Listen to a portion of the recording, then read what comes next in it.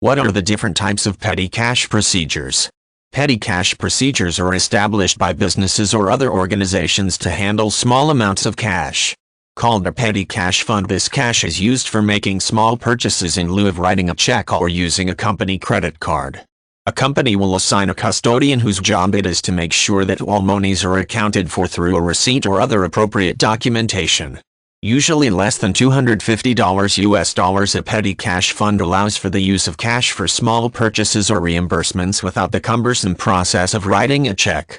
A petty cash fund can also substitute the need for issuing company credit cards to multiple people who make small purchases. This in turn reduces liability for the company.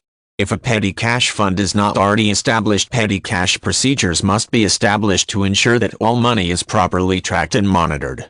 Sometimes regular routine purchases are made that fall below a certain dollar amount and therefore make it inefficient to write a check for reimbursement.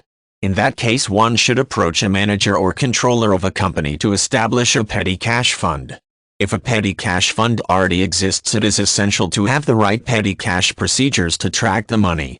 This happens two ways: reimbursement or advance payment.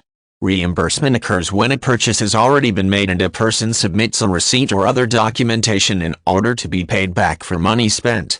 An advance payment occurs when cash is disbursed for a purchase not yet made. In this case, a voucher or other documentation should be inserted into the petty cash fund at the time the disbursement is made. This voucher will show who disbursed the money as well as who received the money, along with the date, purpose, and other relevant information. The voucher remains in the petty cash fund until a receipt is returned to the custodian. The custodian of the petty cash fund is usually established in the petty cash procedures. This is typically a certain position like office manager that is assigned to the duty. The custodian is then responsible for the entire petty cash fund.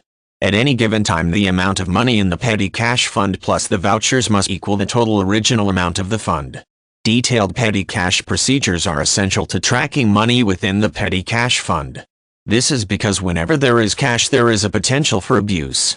A petty cash fund should be monitored frequently by a supervisor to catch any discrepancies or potential problems.